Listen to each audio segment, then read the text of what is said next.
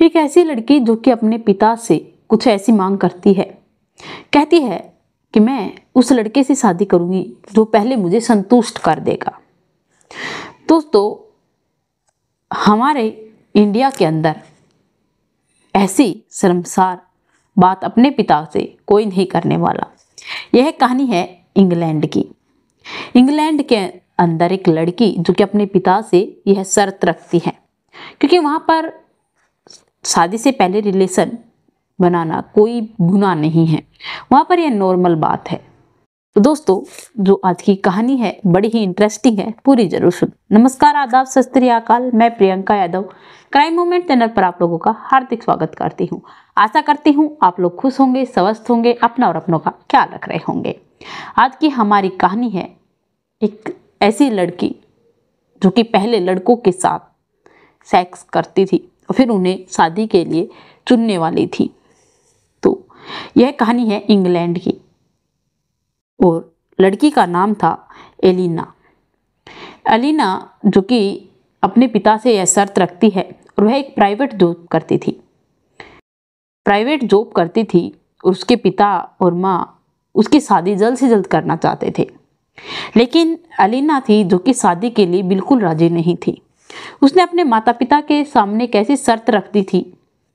उसके माता पिता चाहते थे कि वह शादी कर ले, क्योंकि उसके बाद उसकी 2 बहनें उससे छोटी और भी थी। जब बड़ी बहन की शादी नहीं हो रही है तो छोटी बहनों की शादी कैसे कर दें। एलिना, जिसकी उम्र 28 साल हो चुकी थी, अपनी बेटी की शादी के लिए बड़े ही चिंतित होते हैं, लेकिन अब बेटी की शर्त मंजूर करके वह उसके लिए लड़का ढूंढना शुरू कर देते हैं। उसके लिए एक लड़का लाया जाता है, उससे वह बातचीत करती है, उसकी बातों से ही संतुष्ट नहीं होती, लेकिन फिर उसे कॉफ़ी पर डेट पर लेकर जाती है और वहाँ पर वह सब कुछ उससे पूछती है और उसके साथ अपना रिलेशन बनाती है, लेकिन वह संतुष्ट नहीं होती। वह उस लड़के को रिजेक्ट कर देती है। उसके पिता ने न जाने कितने लड़कों को उसके पास भेजा, लेकिन उसे कोई भी संतुष्ट नहीं कर पाया। अब वह हैरान हो जाता है, परेशान हो जाता है, लेकिन अब करे तो करे क्या। एक दिन वह बाहर बैठकर आराम से कुछ गहरी सोच में पड़ा हुआ था, तभी उसका एक दोस्त आता है।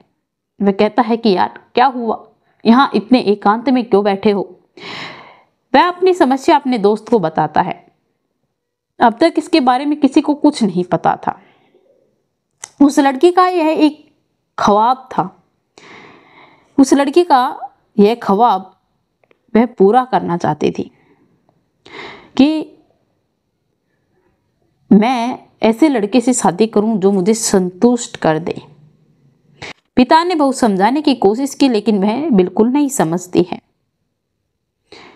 उसके दोस्त को जो वह बताता है, तब उसी एक को यह बात पता चलती है कि यह लड़की कुछ ऐसा काम कर रही है, कि इसकी कुछ ऐसी सोच है, चाह है।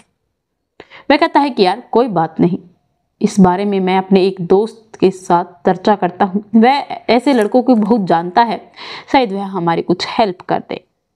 वह अपने दोस्त को ये सारी बातें सुनाता है, बताता है और बड़े ही दुखी मन से कहता है कि यार तू मेरे दोस्त की यह एक परेशानी हल कर दे।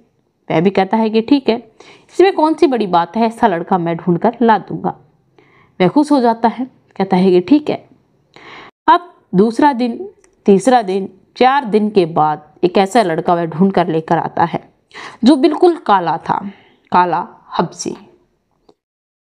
वह उसके पास जाता है, वह उसे देखकर घबरा जाती है, उसे देखकर वह डर जाती है, लेकिन अब उसने शर्त रखी थी, उसे वह करना था।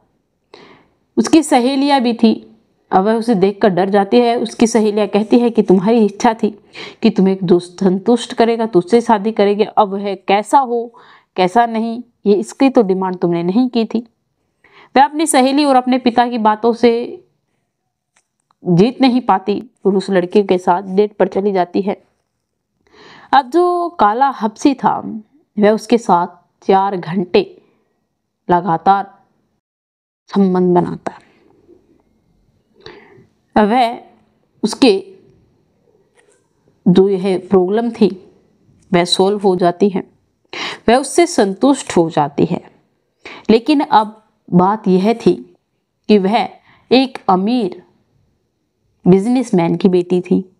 हब्सी जो कि एक झोपड़ी में रहने वाला निठल्ला नालायक लड़का था, जो कि न तो कोई काम करता था, खाता था, पीता था और आराम से अपनी झोपड़ी में सोता था। अब वह उस लड़के को तो संतुष्ट कर देता है, लेकिन अब वह उससे शादी कैसे करे। उसके पिता ने इतने ज़्यादा रिश्ते लेकर आए थे, इतने बड़े बड़े बिजनेसमैन, लेकिन उसे न जाने क्यों उन्हें ठुकरा दिया। अब सभी के दबाव में आकर वह शादी भी कर लेती है। वह उसके घर चली जाती है।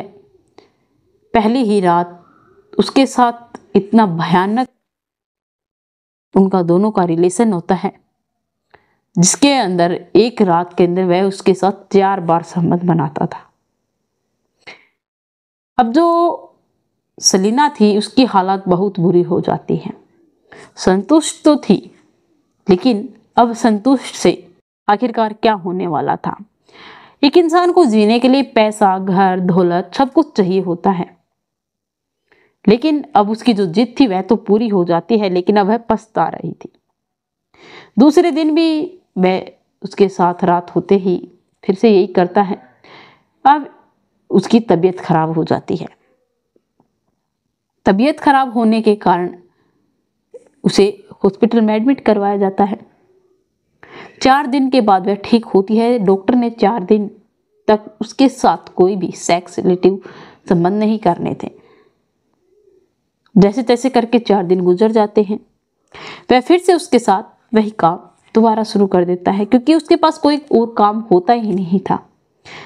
पूरे दिन घर पर रहता था, आराम से खाता था, पीता था और आराम से सोता था। घर तो ज़्यादा कुछ था नहीं, एक झोपड़ी थी, उस पर चारपाई थी, उसी चारपाई पर वह सो जाती थी। अब वह अपने पति से डरने लगी थी और अपने मन ही मन में अपने आप को कोसने लगी थी कि मेरा जो डिसीजन था, जो जिद थी, वह बहुत गलत थी। ये सब कुछ देखने के बाद वह अपने पिता के पास फ़ोन करती है। पिता कहता है कि बेटा, अगर तू हमारी चॉइस से शादी करती तो शायद हम कुछ कर पाते, लेकिन तुमने हमारी चॉइस से शादी नहीं की, तो अब तुम भुगतो।